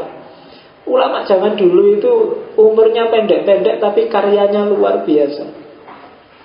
Bisa nulis ratusan buku. Tapi sekarang mungkin harapan hidupnya lebih panjang, tapi kan males-males. Descartes itu sampai umur 54 cuma. Tapi tulisannya banyak, luar biasa dan berpengaruh. Kamu hari ini cuma belajar tok. Descartes aja sudah pontang-panting. Itu aja juga tak cupliki yang gampang-gampang. Kalau tak kasih yang bagian sulit-sulitnya, kamu jungkir balik mesti. Itu cuma memahami gimana dulu merumuskannya, pikirannya. Kapan itu saya baca kitabnya Ibnu Rus itu. Jadi ada satu bab itu sekitar 200 halaman, sak babnya tok itu, yang bahas tentang sifat Tuhan yang ada hubungannya dengan pengalaman. 200 halaman. Jadi Tuhan bisa tahu nggak pengetahuan yang berhubungan dengan pengalaman. Itu Ibnu Rus. Dan susah kan? Kalau bagi kita kan Tuhan maha tahu, segala hal tahu, termasuk yang dari pengalaman. Padahal pengetahuan dari pengalaman itu kalau diketahui juga oleh Tuhan, di titik tertentu dia bisa mereduksi keagungannya, mereduksi kemahasuciannya. Misalnya, Tuhan tahu nggak rasanya kebelet? Pengetahuan loh itu, pengetahuan dari rasa. Kebelet itu kalau kamu jelaskan susah. Kebelet itu adalah ketika saya ingin kencing. Dan Tuhan kan nggak ngalami itu semua. Pengetahuan yang paling pasti tentang kebelet adalah ketika orang ngalami kebelet. Kalau dijelaskan aja nggak bisa kamu bayangkan. Sama kayak pedes, sama kayak sumuk, sama kayak itu kan pengetahuan yang hanya diperoleh dari pengalaman. Oh, itu dibahas oleh Ibnu Rus, hampir 200 halaman. Pengetahuan Tuhan tentang pengalaman eksperiensial. Ya kan? Abad tengah yang gitu-gitu dibahas. Termasuk kontradiksi misalnya antara kemahatauannya Tuhan dengan kemahakuasaannya. Apakah masa depan sudah ditentukan apa enggak? Oh, itu kalau kamu bahas satu-satu. Makanya tadi di awal saya bilang, karena kita monoteis, Tuhan yang satu itu harus menanggung banyak sekali atribut. Kita pontang-panting untuk menjelaskan itu. Tapi kalau Tuhannya banyak enak. Karena Tuhannya satu, ya harus menjelaskannya harus susah. Agama-agama monoteis, agama-agama langit kan monoteis semua. Dan itu menjelaskannya pontang-panting. Sifat-sifat Tuhan, karakter Tuhan, dan seterusnya. Mungkin nanti kita akan nyampe kalau ada sesi tentang filsafat agama. Ketika ngomong tentang Tuhan, ketika ngomong tentang manusia. Cuma masih panjang. Kita pelan-pelan. Minggu depan masih ketemu ontologi, cuma bagian selanjutnya. Kalau ini kan monisme sudah, dualisme sudah, tinggal yang terakhir pluralisme. Akan kita bahas minggu depan. Oke, ini aja. Masih ada nggak? Oh, sudah. Silahkan kalau ada pertanyaan. Iya. Assalamualaikum warahmatullahi wabarakatuh. Waalaikumsalam. Tadi masih menyinggung otak dan akal. Di dalam anatomi tubuh manusia itu kan yang ada hanya otak di kepala tempatnya itu. Sedangkan akal itu dibilang tadi adalah non materi, tidak terlihat. Entah itu ada di mana posisinya.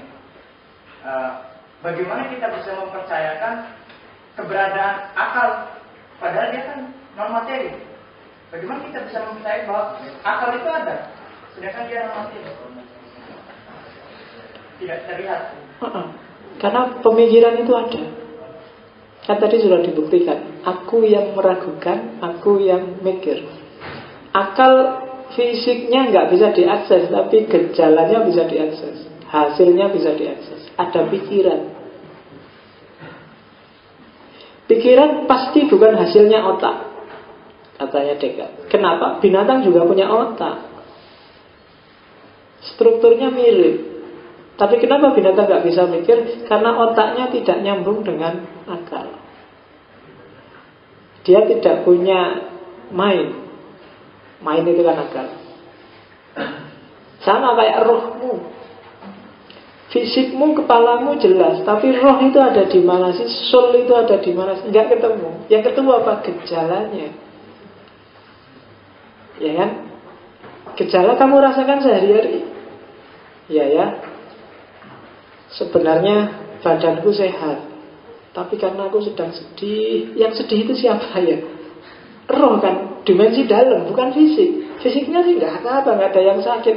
Tapi kok rasanya nggak semangat, nggak enak. Ada soul, ada roh. Gejalanya bisa ditangkap. Berarti ada sesuatu di balik diriku. Ada novel menarik yang ditulis Ibnu Tufel itu, Hai bin Yakza. Coba kamu cari terjemahannya. Itu luar biasa untuk mendeteksi. Hai bin Yakza itu kan kayak cerita Tarsan tapi filsafat. Jadi seorang anak yang kebuang di hutan, kemudian yang ngasuh dia meninggal, kemudian dia mencari kebenaran sendiri, mengejar-ngejar sampai terakhir keluar pulau, keluar hutan, ketemu orang beragama, diskusi tentang agama. Tapi ketika dia di hutan melacak pakai akal semua hal, termasuk fenomena roh. Pertama ketika rusa yang ngasuh dia mati, dia bingung. Ini fisiknya masih utuh, tapi sekarang nggak bisa ngapa-ngapain. Pasti ada sesuatu yang dulu ada sekarang nggak ada. Mulai masuk tentang problem roh. Berarti ada gejalanya yang nyetir dirimu sehingga bisa berdiri, bisa ketawa, bisa ini apa ya? Apa ya fisik mekanis kayak mesin kan enggak juga. Yang bikin dirimu lebih milih ini, tidak milih ini. Aku milih teh ini aja lah, nggak usah milih itu kan. Pasti sesuatu di balik ini. Karena kalau fisik saja nggak milih-milih mungkin. Tapi ada yang mendorongku, teh yang coklat aja bukan ini yang putih. Gejalanya bisa ditangkap. Kalau Descartes tadi kan pakai cogito ini tadi. Aku yang meragukan. Berarti ada sesuatu yang ragu. Meragukan berarti berpikir. Berarti ada yang berpikir. Mikir itu kan sesuatu yang non fisik, tidak fisik. Kalau nggak percaya, kalau ada orang mikir, mungkin kamu teropong pakai infrared otaknya. Kira-kira ada tulisannya nggak ya? Ada tulisan ketika sedang mikir kan nggak ada, nggak ketemu. Tapi aktivitas berpikirnya kan jalan. Bahwa ada orang bilang otak kanan untuk urusan seni dan urusan ya, sementara yang otak kiri urusan eksak-eksak, urusan matematis. Itu ketika sedang jalan benar mikir matematika, apa di otaknya ada tulisannya matematika 1 tambah 1 2 kan nggak ada. Yang bisa ditangkap manifestasinya dari yang namanya akal. Buktinya apa? Kalau kamu mati tidak bisa mikir lagi. Kalau kamu buka, otaknya masih utuh. Orang mati kan otaknya masih utuh. Tapi kenapa nggak bisa mikir? Ada sesuatu yang lenyap. Dan pasti dia sifatnya non-fisik. Itu untuk membuktikan bahwa akal memang ada. Itu kalau di filsafat Islam lebih tegas menyebut. Jadi akal itu salah satu dari dayanya jiwa. Kalau di Descartes kan hasrat, cinta, dan macam-macam itu kan dianggap gejala fisik. Tapi kalau di filsafat Islam itu satu di antara daya yang dimiliki oleh jiwa. Jadi ada daya kekuatan apa. Dan nanti kapan-kapan kita ketemu di filsafat Islam. Tapi yang jelas bukti paling gampang dari akal adalah manifestasinya. Dan manifestasinya itu mikir. Dan mikir bukan peristiwa otak, tapi peristiwa akal. Kayak apa ya, naik komputer mungkin otak itu kayak RAM-nya, sementara akal itu yo otak kayak prosesor, RAM, hardware-nya, sementara akal itu software. Jadi aktivitas di situ yang menghasilkan sesuatu. Dua-duanya saling butuh. Karena ketika orangnya mati, yo otaknya nggak bekerja, akalnya juga entah di mana sudah. Maka selama dia manusia, standarnya pasti dua, fisik dan mental. Itu yang disebut oleh Descartes jadi dualistik. Kalau akal saja nggak ada fisiknya, ya bukan manusia. Fisik saja nggak ada akalnya juga bukan manusia. Maka manusia adalah entitas yang dualistik, double dua. Nggak bisa akal saja, nggak bisa otak saja. Harus ada dua-duanya kerjasama. Akal saja dia nggak akan punya bahan, karena bahan diambil dari panca indera, dimasukkan ke otak, oleh otak ditransmisikan ke akal.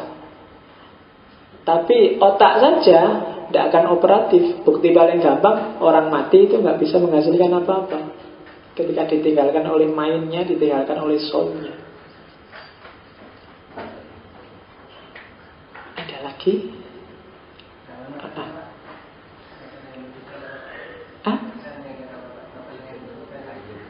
Novelnya judulnya In Search of Myself.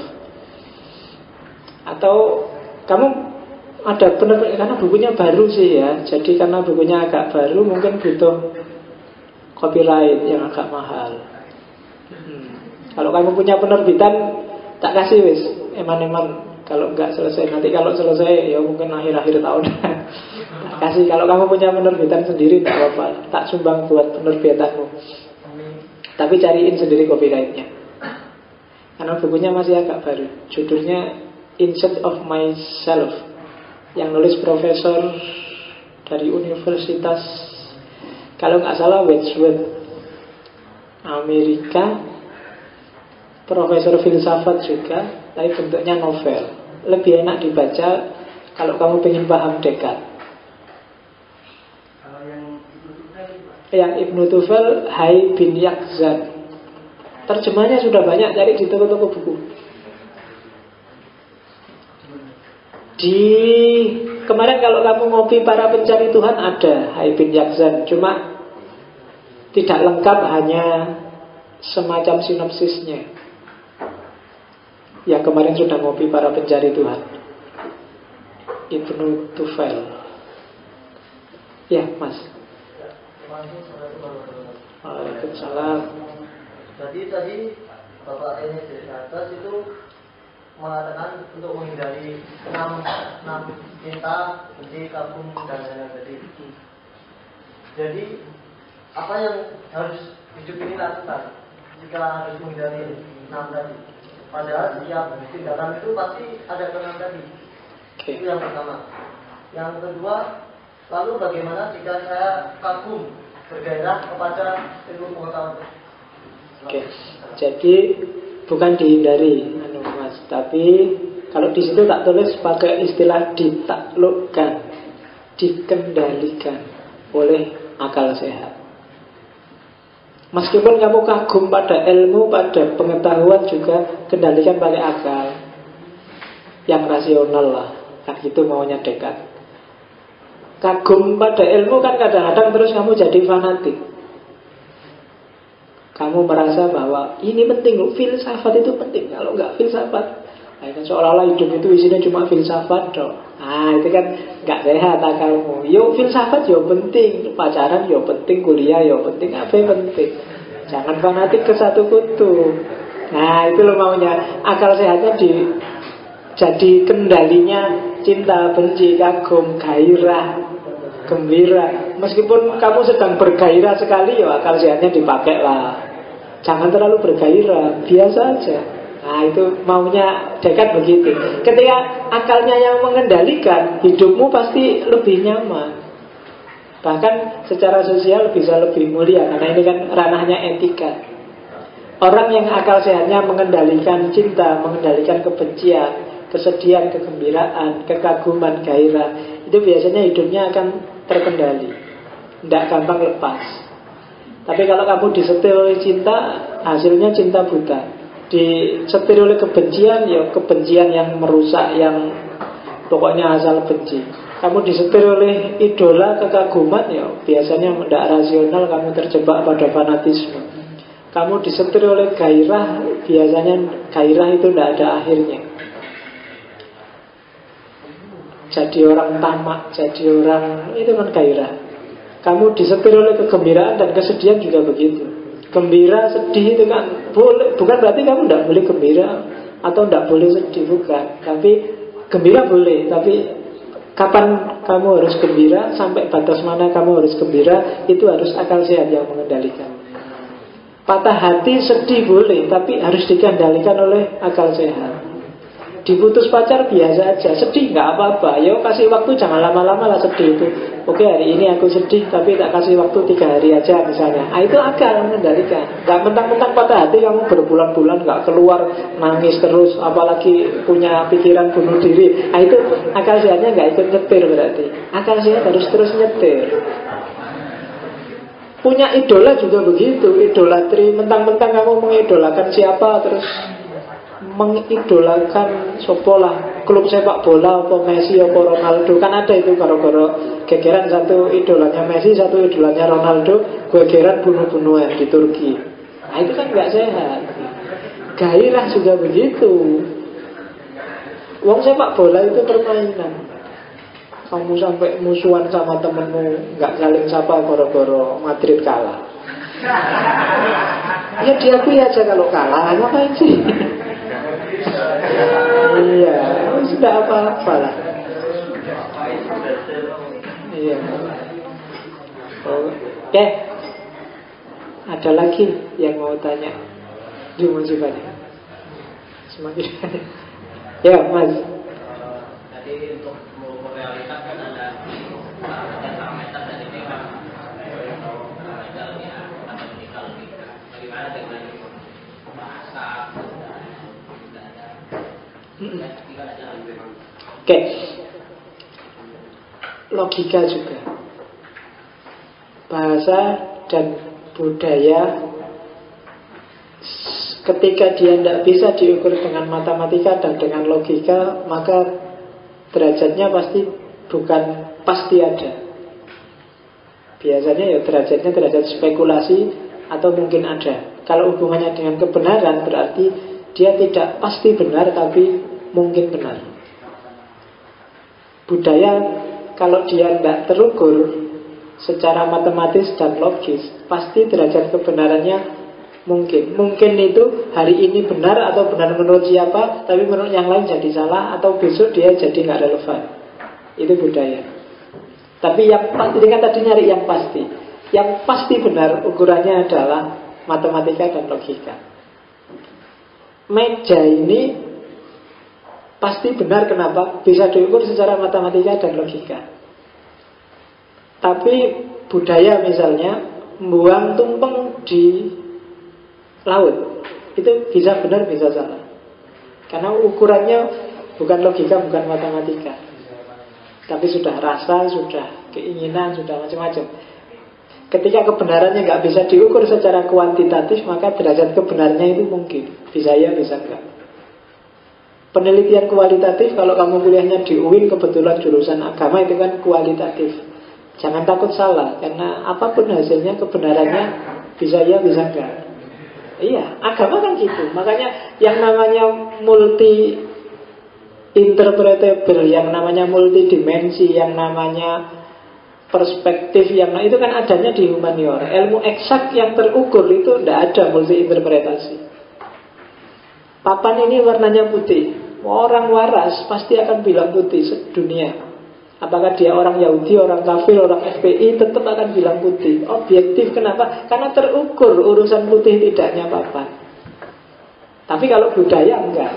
Kalau saya bilang papan ini adalah pengaruh budaya Kristen, itu enggak mesti. Teori ini bisa dibahas macam-macam sudah. Kebenarannya tidak eksak, karena urusan pengaruh Kristen atau bukan pengaruh Kristen enggak bisa diukur secara matematis dan logis. Nanti urusannya relasi, mesti kan hubungannya sama apa. Jadi ini kan tadi Descartes pingin cari dulu yang pasti ada dulu. Ketemunya cuma 3. Aku yang mikir, Tuhan, dan realitas secara kuantitatif. Di luar itu harus diperdebatkan. Ada lagi yang belakang. Tadi sudah angkat tangan. Cukup ya? Enggak jadi ya? Iya. Wis ngadeg tak pikir. Iya.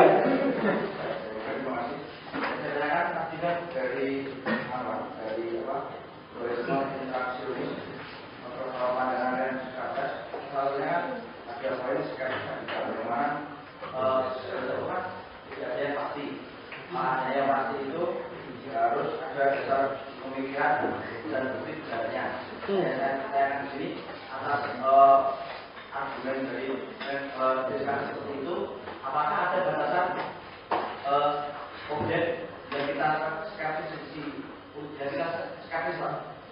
batasan kita skeptis itu sejauh mana? Jika saya yang bagaimana? Oke. Semuanya bisa kamu skeptiskan kalau di Descartes. Cuma Descartes adalah orang yang skeptik di awal. Dalam penjelajahan intelektual di awal perjalanan kamu harus skeptis. Yang diskeptis apa? Semuanya boleh. Semua pengetahuan yang di kepalamu kamu ragukan, semua boleh. Dari nol kemudian berangkatlah cari kepastian-kepastian baru. Dan kalau Descartes ketemunya ada yang pasti, meskipun semua kamu ragukan, pasti ada yang tidak kamu ragukan, yaitu kamu yang mikir. Kalau kamu yang mikir itu pasti, berarti ada yang mikir. Kamunya juga pasti. Oh, berarti kamu sebagai manusia juga pasti. Nah, ini kan kepastian pertama. Kepastian kedua tentang Tuhan tadi. Kepastian ketiga tentang realitas objektif yang kuantitatif. Jadi kalau Descartes skeptikkan aja, ragukan aja semuanya di awal perjalanan intelektualmu, di awal perjalanan filsafatmu. Tapi kalau kelompok sofis misalnya, sofis radikal itu tidak di awal, tidak di tengah, tidak di akhir, ragukan semua. Meskipun ketemu ilmu baru, wawasan baru yang pasti, tetap itu harus diragukan dengan asumsi manusia itu tidak ada yang pasti. Jadi Descartes ikut skeptik di awal, tapi berakhir dengan justru nggak skeptis. Banyak hal yang diafirmasi sampai tentang Tuhan segala. Padahal tentang Tuhan itu kan yang paling dianggap nggak pasti keberadaannya, tapi bisa dibuktikan dengan pasti oleh Descartes. Jadi berawal dari skeptik, tapi berakhir dengan keyakinan itu Descartes. Keyakinan tentang kepastian kebenaran. Tapi kalau yang skeptis radikal seperti kelompok sofis dari Yunani, itu berawal dari skeptis, berakhir skeptis. Nggak ada yang pasti. Oke ya. Yuk, mbak-mbak dulu biar ada suasana beda.